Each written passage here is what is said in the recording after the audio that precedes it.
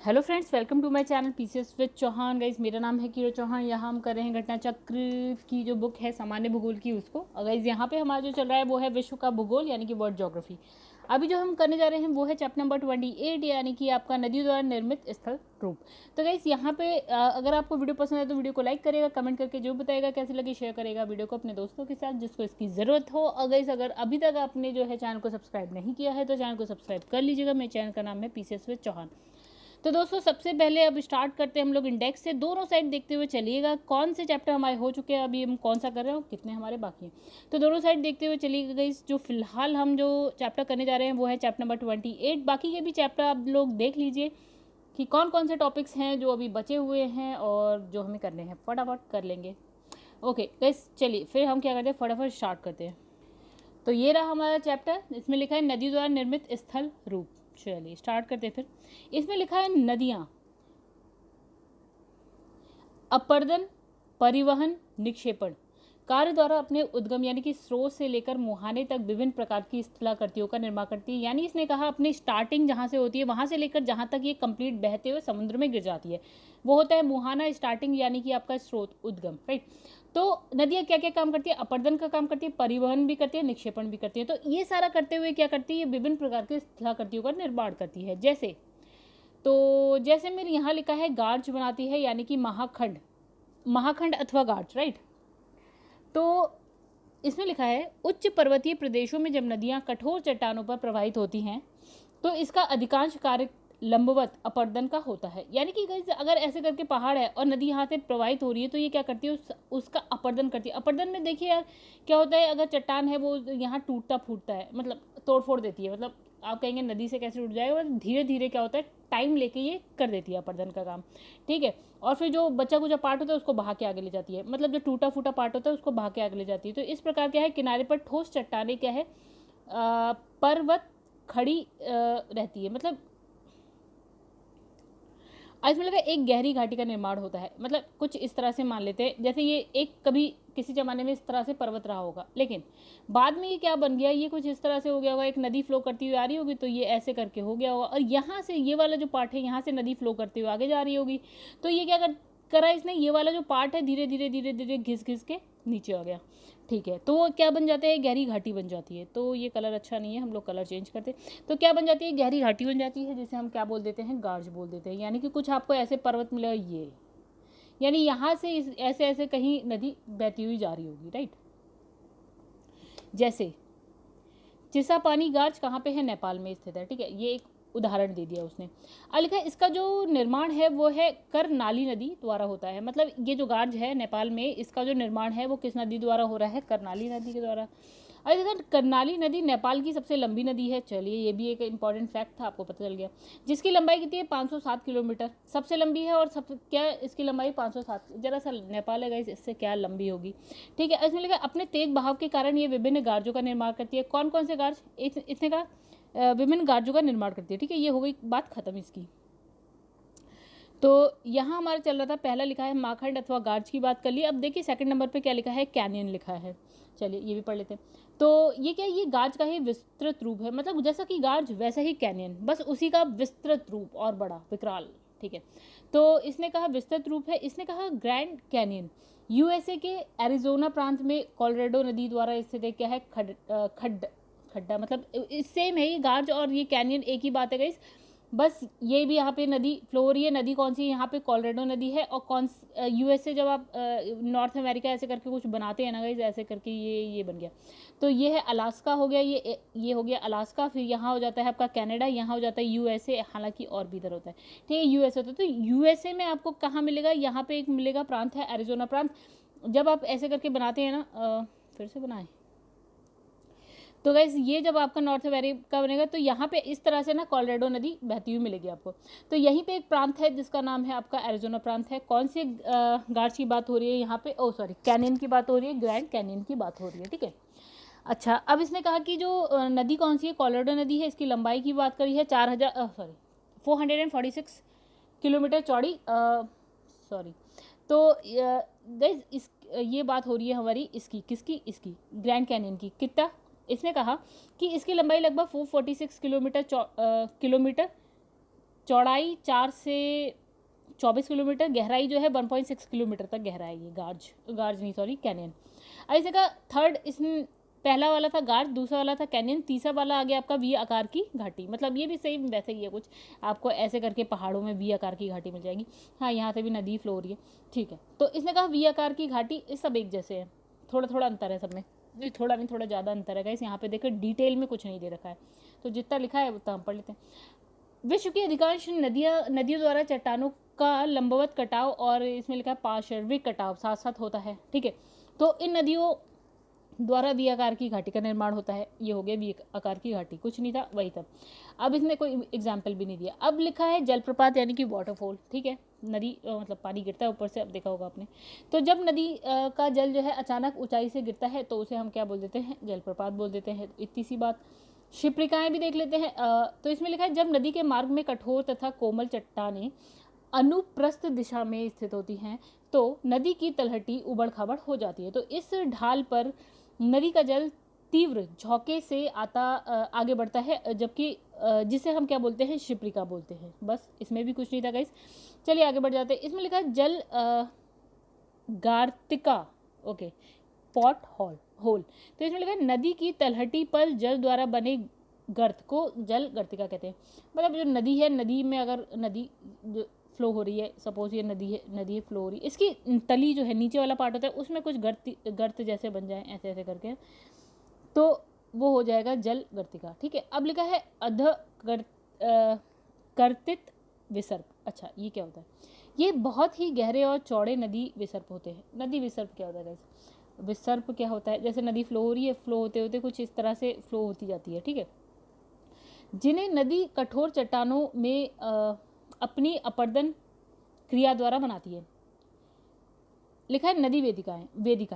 तो लिखा है नदी घाटियों के दोनों पार्श्वों पर पाई जाने वाली वेदिकाओं को नदी वेदिकाएं कहते हैं, ठीक है। कुछ नहीं है इसमें भी।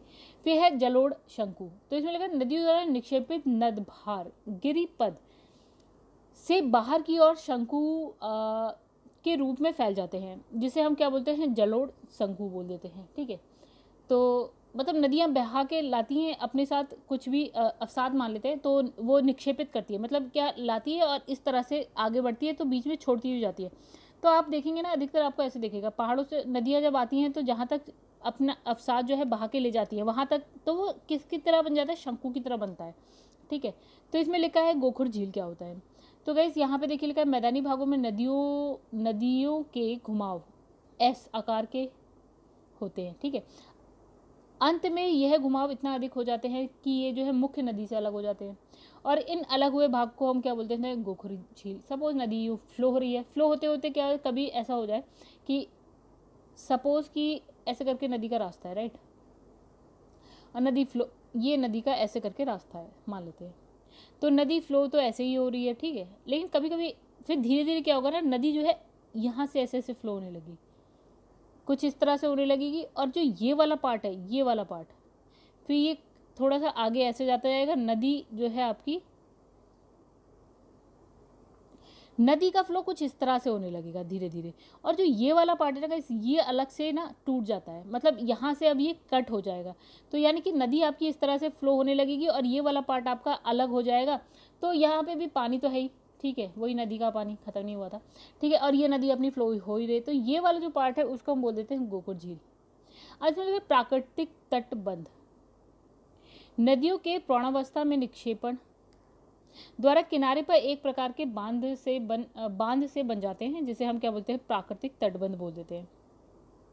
डेल्टा क्या होता है, जब नदियाँ किसी समुद्र या झील में गिरने लगती हैं तो अपने अवसाद के निक्षेपण द्वारा जो है डेल्टा आकार, या फिर हम ग्रीक अक्षर में हम ऐसे डेल्टा को ऐसे लिखते हैं, ठीक है, डेल्टा जैसी स्थाकृति का निर्माण करती है, जिसे हम डेल्टा का मतलब इसने ये कहा कि सपोज की नदी ऐसे फ्लो होती हुई आ रही है और यहाँ पे जो है ये समुद्र में गिर जा रही है, ठीक है, तो यहाँ पे कुछ इस तरह से अवसाद को छोड़ती जाएगी और डेल्टा का आकार बना देगी। देखिए ये डेल्टा का आकार है, ये वाला आकार, ठीक है। तो आगे बढ़ जाते हैं। फिर इसमें लिखा है कि जो है सर्वप्रथम डेल्टा शब्द का प्रयोग नील नदी के मुहाने पर हुए निक्षेपात्मक स्थल रूप के लिए हेरोडोटस द्वारा किया गया था, यानी कि इसमें क्या याद रखना, नील नदी में फर्स्ट टाइम देखा गया, तो नील नदी के मुहाने पर देखा गया, किसने, हेरोडोटस द्वारा देखा गया। ठीक है, अब यहाँ पे लिखा है डेल्टा निर्माण की कुछ मुख्य आवश्यक दशाएं होती हैं, जो इस पर मतलब डेल्टा का निर्माण कब होता है देखते हैं। कुछ कारण है, कुछ दशाएं होनी चाहिए आवश्यक, उसी पर ही डेल्टा का निर्माण होता है, उसी वजह से मतलब अगर वो कारक होंगे तो डेल्टा बनेगा, अदरवाइज नहीं बनेगा। इसने कहा अत्यधिक नदी भार, नदी में अवसाद की पर्याप्त मात्रा, इसका मतलब ये हुआ नदी जब फ्लो होती हुई आ रही है तो अपने साथ अवसाद, अवसाद क्या होता है गाइस, मिट्टी हो सकती है, कंकड़ पत्थर, ये सारी चीज़ें हो सकती हैं, उसके साथ बहती हुई आ रही है और कहीं पे जाके वो उसे आगे और नहीं ले जा पाती है, वो छोड़ देती है और नदी आगे बह जाती है और वो जो अवसाद है उसको वो छोड़ देती है। ठीक है, तो इसने कहा अच्छी खासी मात्रा में आपके पास नदी भार यानी कि अवसाद हो, नदी का आकार आयतन अधिक हो, मतलब बड़ी, छोटी नदियाँ ये काम नहीं कर पाएंगी, बड़ी नदी आकार और आयतन, आयतन मतलब बहुत अच्छी मात्रा में उसमें जल हो और अवसाद ले जा रही हो। फिर लिखा है नदी ढाल और वेग मंद हो, मतलब क्या इसने कहा है कि नदी का जो ढाल है वो हल्का फुल्का होना चाहिए, ये नहीं कि बहुत ऊंचाई से नीचे गिरे, नहीं, नॉर्मली जो आप जब प्लेन में देखते हैं नदियाँ बह रही होती है ना कुछ उसी तरह से। ठीक है, और वेग जो इसका मंद हो, यानी कि धीरे धीरे बह रही है, भरी भरी मतलब तेज तेज से बह रही हो, ऐसा नहीं हो। सुस्थित सागर तट हो, वहाँ पे सागर तट पे ही तो जाके गिरेगी, तो वहाँ पे समुद्री लहरें ज्वारी तरंगे कम प्रभावशाली हो, यानी कि समुद्र की लहर कम हो, मतलब बहुत तेज़ी से लहरें ना आ रही हो। ठीक है, और दूसरा सागरीय तरंग, ज्वारीय तरंगे हैं वो भी कम प्रभावशाली हो, ज़्यादा ना हो, एवं सागर जो है चौड़ा और मंद ढाल वाला हो, मतलब देखो जो लास्ट वाली पार्ट आएगा जब सागर आ जाता है तो वो चौड़ा भी हो वहाँ पे। ठीक है, और जो इसकी ढाल हो ना वो कम हो, मतलब मंद हो, हल्की फुल्की हो। अब देखिए यहाँ पे लिखा है गंगा डेल्टा विश्व का सबसे बड़ा डेल्टा है। ठीक है, ये कहाँ पे मिलेगा, बांग्लादेश, ये जो है बांग्लादेश एवं भारत के पश्चिम बंगाल राज्य में बंगाल की खाड़ी में स्थित है। अब बंगाल की खाड़ी किसका पार्ट है, हिंद महासागर सागर का ही पार्ट है। मतलब जब यहाँ पे आप ऐसे करके भारत ऐसे बनाते हैं तो यहाँ पे यहाँ की ये बात कर रहे हैं, तो ये आपका बे ऑफ बंगाल है, और बे ऑफ बंगाल क्या है, हिंद महासागर का ही, इंडियन ओशन का ही पार्ट है, राइट। इसे गंगा ब्रह्मपुत्र डेल्टा के नाम से भी जाना जाता है। ठीक है, तो गाइस यहाँ पे देखिए क्वेश्चन आंसर आ गए, छोटा सा चैप्टर था, खत्म हो गया फटाफट। देखिए यहाँ लिखा है डेल्टा का निर्माण उन स्थानों पर होता है जहाँ निम्नलिखित नहीं होते, जहाँ पे जो चीज़ नहीं होती, क्या नहीं होती, गहरा समुद्र होगा तो बिल्कुल नहीं होगा, ज्वार भाटा तो होता ही है, देखिए तेज हवाएं भी चले, चट्टाने, ये सब है। ठीक है, गहरा समुद्र नहीं होना चाहिए। ठीक है, इसमें लिखा है जहाँ नदी सागर में मिलती है वहाँ अधिक समुद्र गहरा होगा, तो उपयुक्त अन्य विकल्पों की अपेक्षा डेल्टा निर्माण ज़्यादा प्रभावी होगा। ठीक है, तो सॉरी इसने क्या कहा गाइस, एक बार फिर से पढ़ते हैं। तो गैस यहाँ पे कुछ इस तरह से लिखा है, इसने कहा है कि देखिए ये सारे ऑप्शन तो वैसे तो बेकार ही हैं। ठीक है, मतलब इसने कहा है इन सारे में जो अगर देखा जाए तो ये ज़्यादा मतलब अगर सिर्फ आप डी लेते हो, पता नहीं क्या है गाइस, मुझे तो समझ में आया नहीं। देखिए मैं यहाँ पे बस एक बार रीड कर देती हूँ, आप लोग समझिए। इसमें लिखा है डेल्टा का निर्माण उस स्थान पर होता है जहाँ निम्नलिखित नहीं होते, तो इसने आंसर दे दिया डी, यानी कि गहरा समुद्र नहीं होता है वहाँ डेल्टा का निर्माण होता है, कह रहा है ये शायद। ठीक है, और देखिए व्याख्या में इसने क्या लिखा है, जहाँ नदी सागर में मिलती है, यदि वहाँ समुद्र जो है गहरा होता है तो उपयुक्त अन्य विकल्पों की अपेक्षा डेल्टा निर्माण ज़्यादा प्रभावी होता है। पता नहीं क्या क्वेश्चन कह रहा है, क्या आंसर लिखा है, समझ में नहीं आ रहा। यद्यपि कि डेल्टा निर्माण के लिए कई दशाएं एक साथ कार्य करती हैं। तो गाइस मुझे थोड़ा सा कंफ्यूज हो गई मैं क्वेश्चन और ये व्याख्या में, थोड़ा सा आप लोग एक बार देख लीजिएगा। ठीक है, क्या क्या लिखा है इसने। ठीक है, अब नेक्स्ट पे आ जाते हैं। तो विश्व का बृहत्तम डेल्टा निर्मित होता है, तो कहाँ होता है, अभी हमने पढ़ा गंगा ब्रह्मपुत्र द्वारा। ठीक है, गंगा डेल्टा विश्व का बृहत्तम मतलब सबसे बड़ा डेल्टा है, और ये बांग्लादेश और भारत के पश्चिम बंगाल राज्य में जो है बंगाल की खाड़ी यानी कि हिंद महासागर में स्थित है, और इसे गंगा ब्रह्मपुत्र डेल्टा के नाम से भी जाना जाता है। नेक्स्ट इसमें लिखा है निम्नलिखित नदियों में किसके मुहाने पर पक्षी के पंजे की आकृति वाला डेल्टा बना, मतलब इसने कहा कि ऐसे करके डेल्टा बना होगा। ठीक है, कुछ इस तरह से बना होगा। ठीक है, तो इसने कहा कौन सी नदी के मुहाने पे ऐसा डेल्टा बना होगा। ठीक है गाइस, देखिए हमने नोट्स में तो नहीं पढ़ा, लेकिन ये आपको पता होना चाहिए। ठीक है, मतलब ये अच्छा क्वेश्चन है, इंपॉर्टेंट क्वेश्चन है। तो आपको पता है मिसिसिपी नदी जो कि आपकी यूएसए में फ्लो होती है, मतलब यूएसए में होती है। ठीक है, और ये कहाँ पे बनाती है डेल्टा, ये बनाती है मैक्सिको की खाड़ी में। ठीक है, मिसिसिपी नदी मैक्सिको की खाड़ी में पक्षी के पंजे की आकृति वाला डेल्टा बनाती है, जबकि नील नदी जो है आपका चापाकार डेल्टा बनाती है। तो गाइस आपको यहाँ पे देखिए पता होना चाहिए, ये क्वेश्चन थोड़ा पूछा गया है। ठीक है, इसलिए आपको पता होना चाहिए कि ये नदी इसलिए इंपॉर्टेंट भी है, मतलब ये डेल्टा इसलिए भी इंपॉर्टेंट है। तो नेक्स्ट इसने कहा है कि जो है ग्रैंड कैनियन है, क्या है, अभी हमने पढ़ा था कैनियन है एक तो। ठीक है, इसने लिखा है एक क्या है, खड्ड, ये गार्ज है। ठीक है, गार्ज है, एक गार्ज का ही बृहत्तम रूप है, राइट। तो इसने कहा ग्रैंड कैनियन संयुक्त राष्ट्र अमेरिका के एरिजोना प्रांत में जो है कोलोराडो नदी पर स्थित क्या है, एक गार्ज। फिर लिखा है चिसापानी गार्ज स्थित है, कहाँ पे अभी हमने देखा था, नेपाल में देखा था, राइट। तो ओके, कौन सी नदी से बना, करनाली नदी। ओके, आगे बढ़ जाते हैं। और करनाली नदी नेपाल की सबसे बड़ी नदी है। अब लिखा है निम्नलिखित में से कौन सा युग में सही सुलेमित नहीं है, यानी कि कौन सा गलत है। तो इसने यहाँ पे लिखा है कैनियन नदी। ओके, फिर लिखा है ये गाइस MPPCS प्री 2017 का क्वेश्चन है। ये हमने फिलहाल तो हमने ये क्या बोलते हैं नोट्स में इसमें से कुछ भी पढ़ा हुआ जैसा नहीं लग रहा, ठीक है। यहाँ पे लिखा है ज्यूजेन वायु, फिर इसमें लिखा है मोरेन हिमनद, और यहाँ लिखा है इंसेलबर्ग तो हिमनद। चलिए आइए पढ़े इसकी व्याख्या, देखते क्या कहानी है। देखिए कितनी बड़ी व्याख्या है। लिखा है कैनियन का निर्माण नदी द्वारा होता है, बिल्कुल सही है, बिल्कुल सही। ये वी आकार की घाटी के रूप में होता है, बिल्कुल सही है। ऐसी करके तो होता है आपका कैनियन, ये वी आकार की घाटी, ये ठीक है। और जिसमें किनारे की दीवार अत्यंत जो है बड़े ढाल वाली होती है, बिल्कुल। चौड़ाई की अपेक्षा गहराई अधिक होती है, बिल्कुल सही है। फिर लिखा है मोरेन का निर्माण जो है हिमनद के निक्षेप जनित क्रिया द्वारा होता है। हिमनद अपने साथ बारीक कड़ों वाले पदार्थों से लेकर बड़े बड़े शिलाखंडों का परिवहन करता है। ओके, छोटे कण भी ले जाता है, बड़े भी ले जाता है। तो हिमनद मतलब नदी है, बर्फ की नदी, ऐसा समझिए।